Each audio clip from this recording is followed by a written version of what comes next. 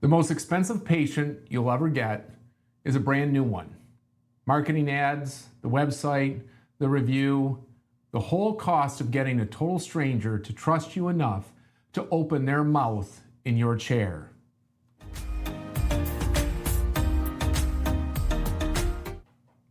The cheapest and most profitable patient you will ever treat is one who already knows you, already trusts you, and has already sat in that chair. Most practices are leaking those patients out the back door faster than they're bringing new ones in the front. Here's what makes this the quietest problem in dentistry. It never shows up on a bad day.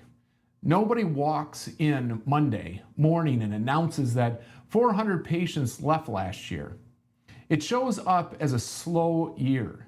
It shows up as production that feels soft for reasons that no one can name, while the owner writes bigger and bigger checks to marketing to replace patients who are already paid for. Today, I'm going to show you exactly where that leak is, the one number that measures it, the 90 seconds that fix it, and the list sitting in your software right now that is worth more than your next marketing campaign. This is the Dental Business Podcast brought to you by KLAS Solutions.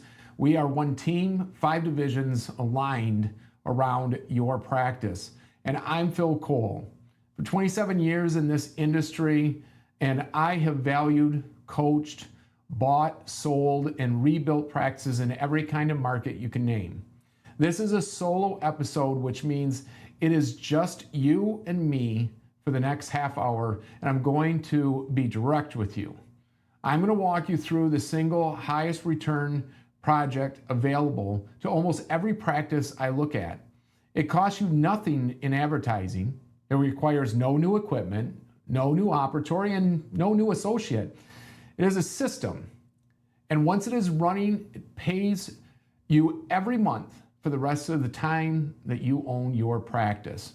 So hey, grab a pen. Some of this you are going to want to write down and hand to your team tomorrow morning. This episode is going to be brought to you by our KLAS coaching. The patients you already have are your most profitable growth. Let a KLAS coach help you keep them. Go to KLASdentalcoaching.com and learn more about us. Let me start with why you cannot feel this happening. Attrition happens one patient at a time. A patient finishes a cleaning, they're pleasant, the visit went well, everybody liked them. They get to the front and they say, you know what, my schedule is really crazy right now, so let me take a look at my calendar and I'll give you a call. And then they walk out the door, unscheduled. That is one patient, so it doesn't really hurt, right? Nobody in the building ever remembers it happened by lunch. There is no alarm, there's no red light on the wall, no report that prints at the end of the day telling you that you flipped a coin on whatever you saw, would ever see that person again. Do that 4 or 5 times a day, every day for a year? Well, let me put some real numbers on it, because the numbers are what makes owners sit up. Say you run 2 hygienists with each seeing 10 patients a day, 4 days a week. That is 80 hygiene visits a week, right around 4,000 hygiene visits a year. Reasonable size practice, nothing extreme. Say 70% of those patients leave with their next visit already booked. 70% sounds really good, right? It sounds like a B minus maybe. The most owners would guess that they're somewhere around there. Well, 70% means 1,200 patients walked out of your building last year unscheduled. 1,200. And in practice after practice, roughly half of the patients you leave unscheduled never come back at all. So call it now 600 patients gone. What is a patient worth? Take an average active patient producing somewhere around $800 a year between hygiene, radiographs, the restorative that gets found along the way. 600 patients times $800 is $480,000 a year in production that is no longer walking through your door. And that is 1 year of attrition.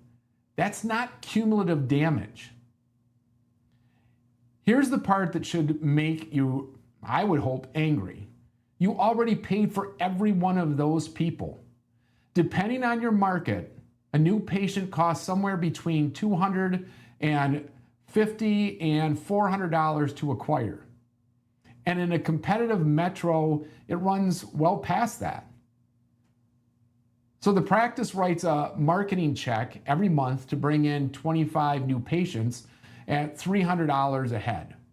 Celebrates the new patient count in the morning huddle and never notices that 30 patients quietly left through the back door the same month.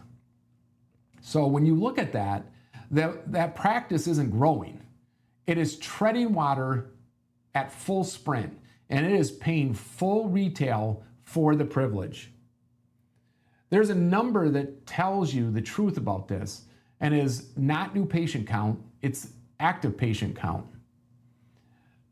That is the number of unique patients who have been seen in your practice in the last 18 months.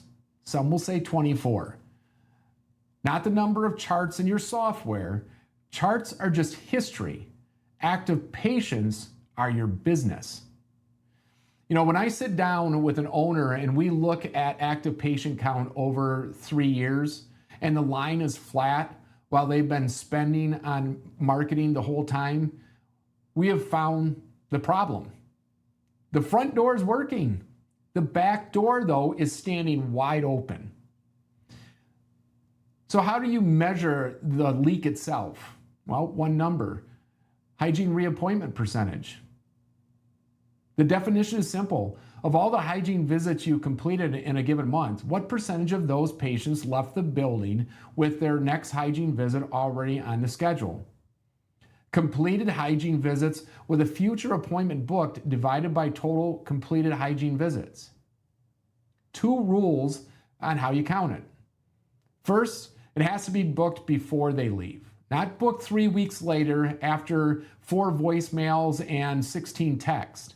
If you count the ones that you chase down afterwards, you're measuring how hard your front desk works, not whether your system works. Second, the appointment on the books is what counts. A note that says patient will call is not an appointment. A patient on a recall list is not an appointment. A promise is not an appointment. Here is the standard.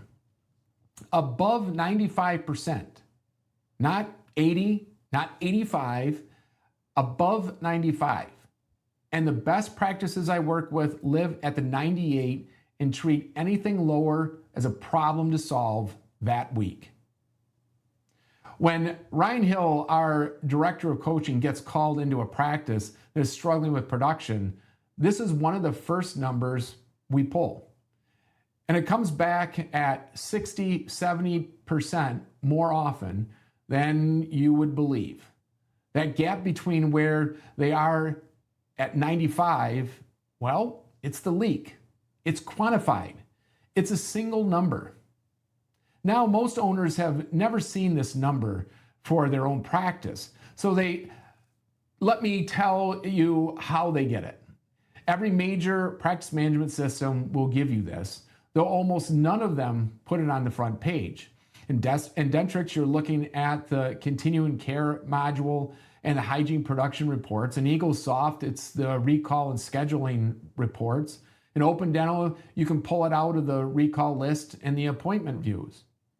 Cloud systems like Curve and Denticon report it more directly.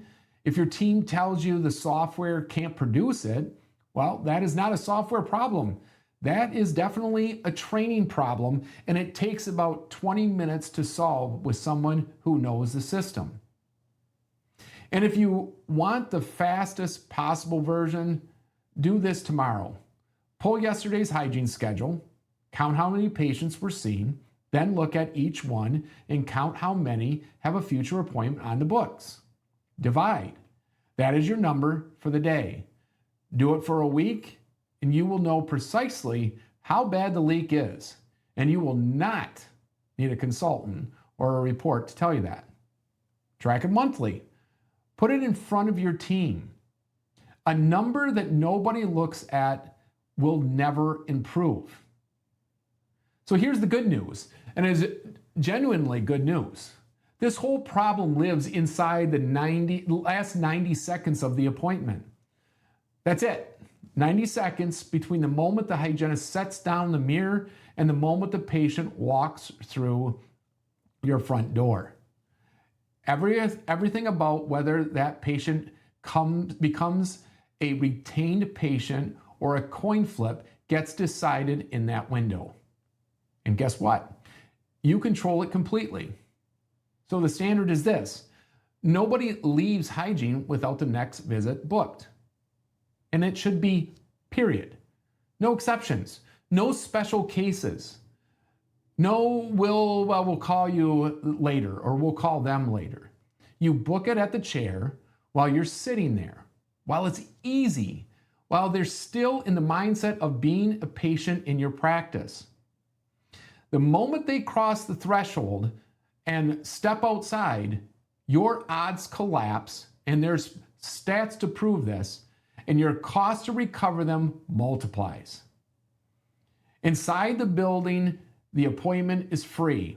Outside the building, it costs you 3 phone calls, maybe 16 texts, and a piece of mail, and you still lose half of them.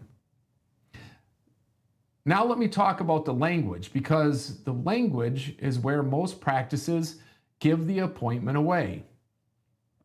You do not ask, would you like to schedule your next cleaning? That is a question that a no is attached to, and you just handed the patient the no. Same with, do you want to go ahead and set something up? How about, would you like to call us when you know your schedule?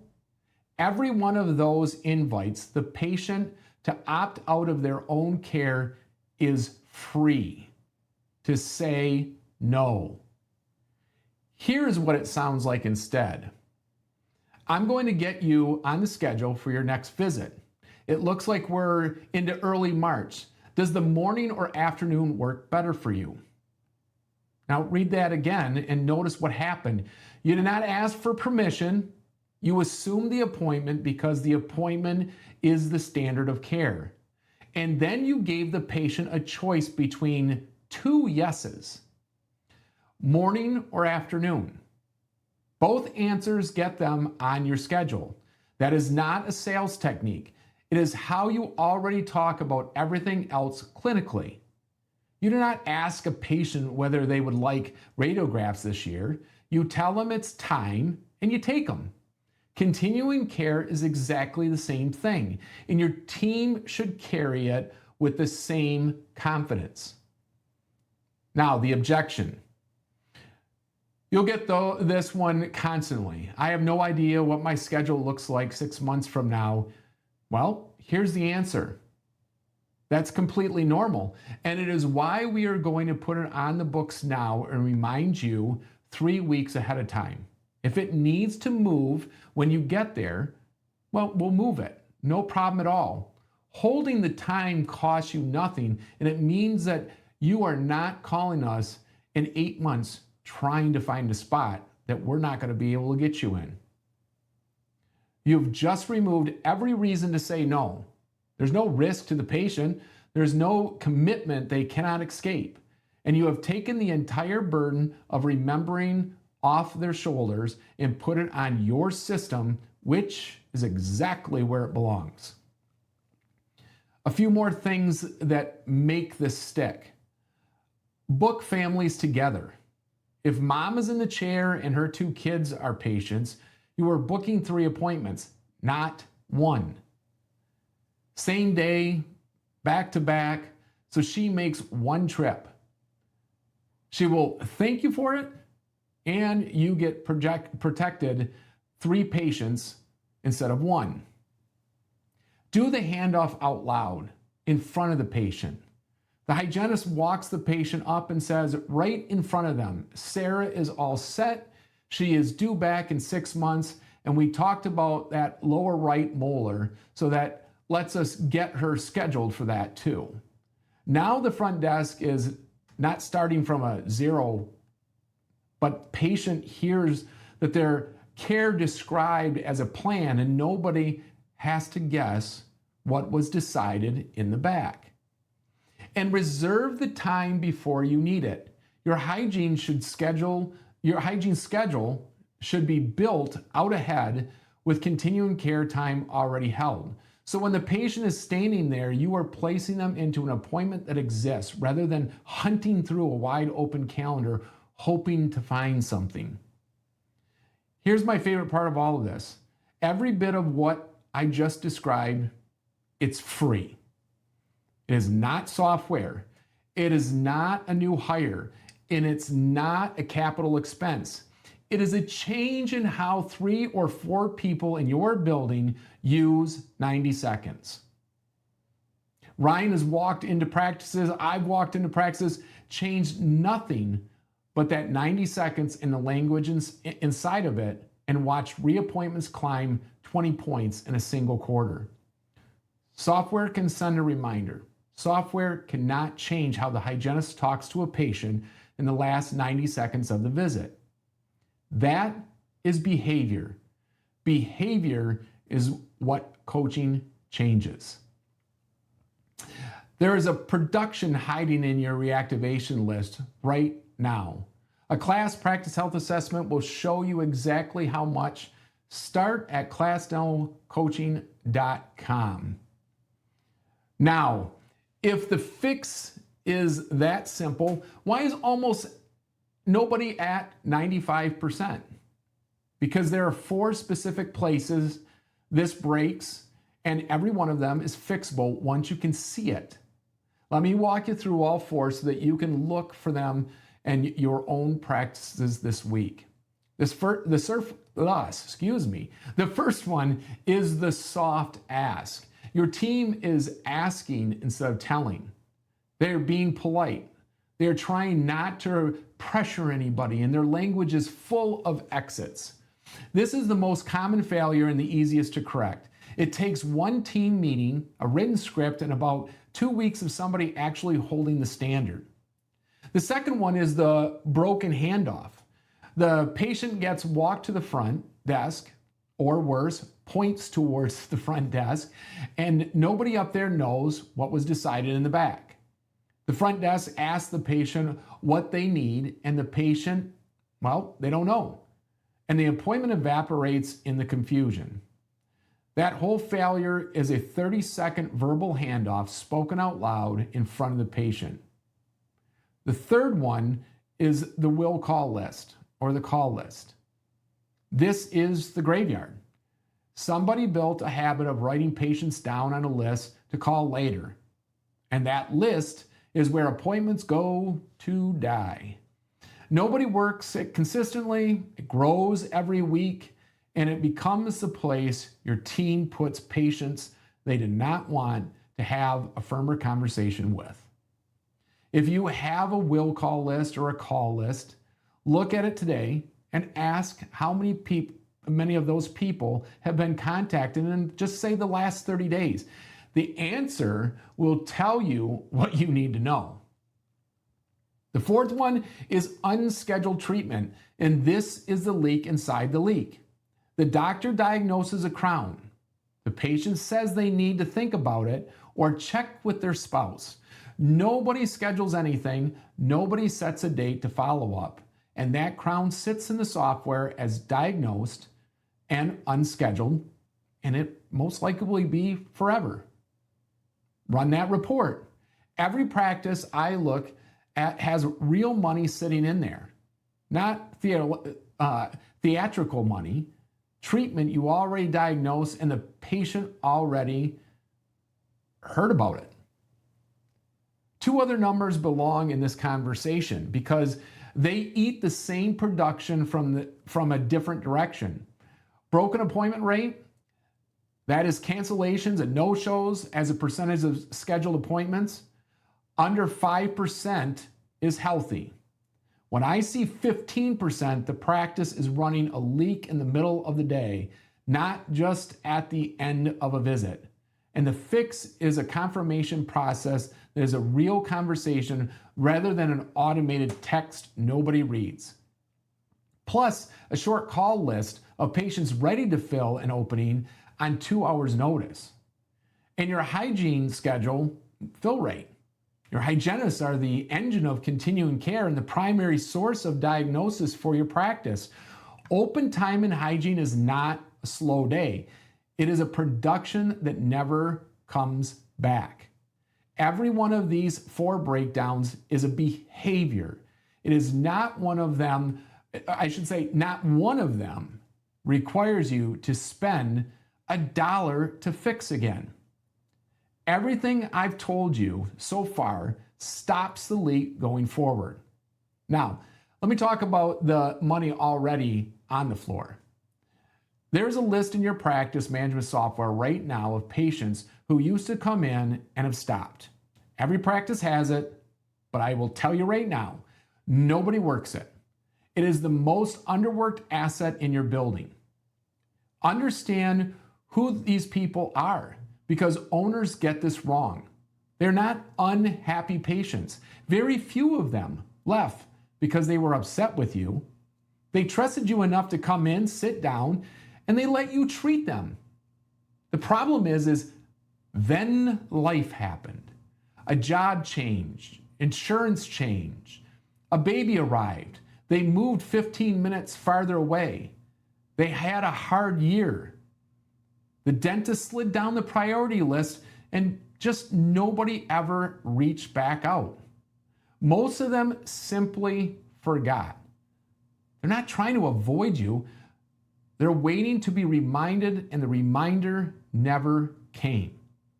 Here's how you actually work that list. And I want to be specific because this is where practices fail. A mass email blast to everybody is not a reactivation campaign. That is a coupon nobody asked for. Real reactivation is a structured sequence run against a clean list by a person whose job it is. Start by building the list properly. Pull every patient with no future appointments whose last visit was between 6 and 36 months ago. Then clean it. Remove the patients who moved out of the area, the ones who transferred with a records request, and the ones who have passed. A dirty list, all it's going to do is waste team hours and kills their belief that this project will happen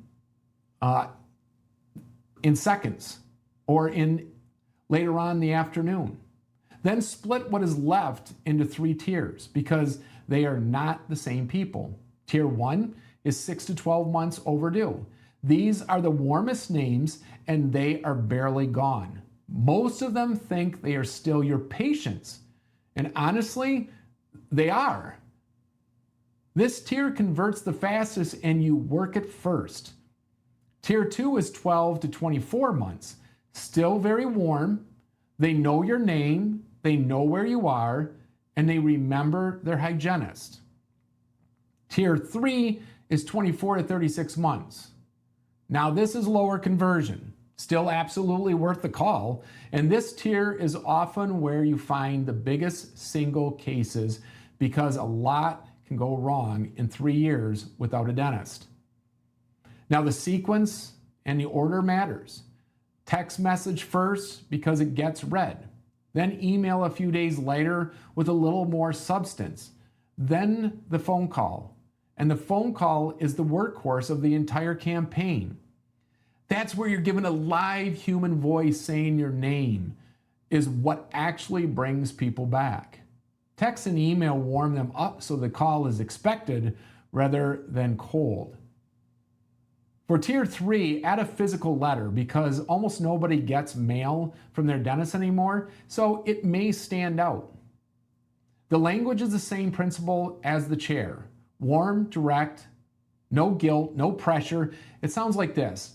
Hi, Sarah. This is Michelle from Dr. Anderson's office. I was going through our schedule and realized we have not seen you in about a year and a half, and I wanted to make sure you did not fall through the cracks on us. We would love to get you back in. I have Tuesday the 18th at 10 or Thursday the 20th at 2. Which one works better? Notice there's no apology, there's no lecture about how long it's been, and no open-ended question about whether they would like to come in sometime. 2 specific times, 1 decision. And give them a reason the timing is now. It has been long enough that you are due for updated radiographs. Your insurance benefits reset in January, and most of that is going to expire unused. We're holding some time next week specifically for patients we've not seen in a while. Any one of those turns someday into this month. Let me show you the math, because the math is what makes owners assign this to somebody on Monday. Say your clean list is 400 names. Work it properly through the full sequence, and you should expect somewhere between 15 and 25% to come back in. Call it 80 patients. 80 patients times an average first visit somewhere around $300 for the hygiene appointment and radiographs is $24,000. But this is not where the value is. A patient who has been away 18 months usually needs something more, right? So figure a meaningful share of those 80 produce restorative treatment on top. Now you're talking about a number well into 6 figures out of a list your accountant would tell you, well, they would say it's worth 0. And your acquisition costs on every single one of those patients is 0. You already paid it years ago. It was spent. There's no marketing spend, there's no ad platform, there's no agency fee, no lead costs. There's a person, a phone, and a list. Reactivation is the highest return activity in your building, and almost nobody does it consistently. Not because it's hard, but because it's nobody's job until you make it somebody's job. So make it somebody's job. Name the person. Block the hours on their schedule, 3 hours a week minimum. Protect time where they are not answering the phone or checking in patients. Give them a weekly target for calls made and appointments booked. Track the production it generates as its own line so everyone in the building can see it working, and then celebrate it out loud in your morning huddles, because the moment your team sees a patient walk back through the door because of a call they made, this project stops being a chore and it starts being a source of pride. Let me tell you how this lives on the KLAS dashboard, because a system you cannot see is a system that you abandoned by the 3rd week. 3 numbers watched every month. Hygiene reappointment percentage, so you see the leak closing in real time instead of hoping it is. When that line moves from 70 towards 95, you're watching the future of your practice change while it happens. Active patient count, so you know the true size of your practice is growing rather than shrinking. This is the number that tells you whether your marketing dollars are building something or they're just replacing what you lost.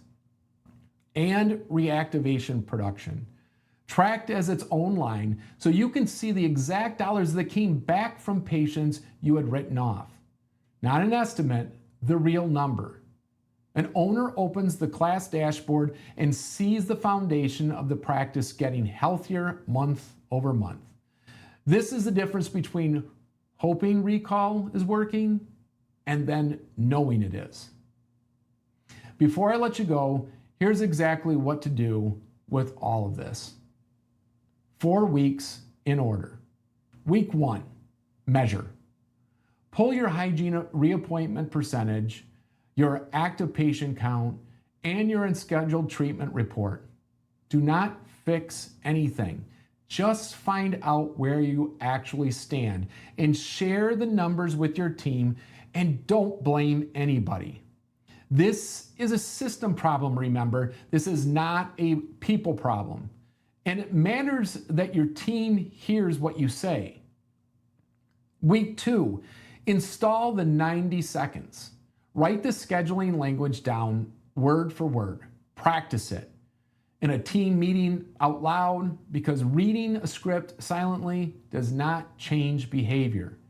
Set the standard that nobody leaves hygiene unscheduled, and build the verbal handoff into every appointment. Then, week 3, build the list. Pull your reactivation list, clean it, tier it, and assign it to a specific person who has protected hours on their schedule. Week 4, run it and watch it. Start the sequence. Track calls made and appointments booked, and post your reappointment percentage where the whole team can see it every week. That is 30 days. No capital, no new hire, no new marketing spend. And by day 30, you will already have patients back in the chairs who were not, I should say, coming back at all. Now, here is the honest part, and I say this to every owner I meet. You have 2 choices with everything I just gave you. You can go back to your practice, try to install it on your own, and hope it sticks. Some owners do exactly that and make it work, and I respect that. But I'm going to tell you what I see far more often. Week 1 is strong, week 2 is decent, then a hygienist calls in sick, the schedule blows up, somebody quits, and by week 5 it is quietly back to how it was, and nobody ever mentions it again. Or you can let a coach who has installed this hundreds of times do it with you, hold you and your team to it for accountability, and show you the numbers moving on your dashboard every single month. Recall and reactivation is a system, and systems stick when a coach installs them and holds the team accountable to them. That is the Practice Pulse Pro. $19.97 a month, where you get one of our coaches who works with you until your reappointment is above 95%, and your reactivation campaign is running on its own without you pushing it. If you are not ready for a monthly coaching relationship yet, well, start with our practice health assessment, and we take one deep look at your practice across every number that matters, and we hand you a written plan of what to fix first. It's the fastest way to find out where your money is leaking. The assessment will show you your active patient count, your reappointment percentage, and how much production is sitting in your reactivation list right now. Whichever door you walk through, you land on the KLAS dashboard. That is the single view of your practice that every KLAS coach works from, and it is where you will watch those numbers improve. Check us out at KLASdentalcoaching.com or book a discovery call. We'll tell you exactly where you stand. That is the show. Go pull yesterday's hygiene schedule and count it. It will take you 10 minutes, and it will tell you everything. If this helped, share it with an owner or a friend of yours who needs it, and we'll see you next week.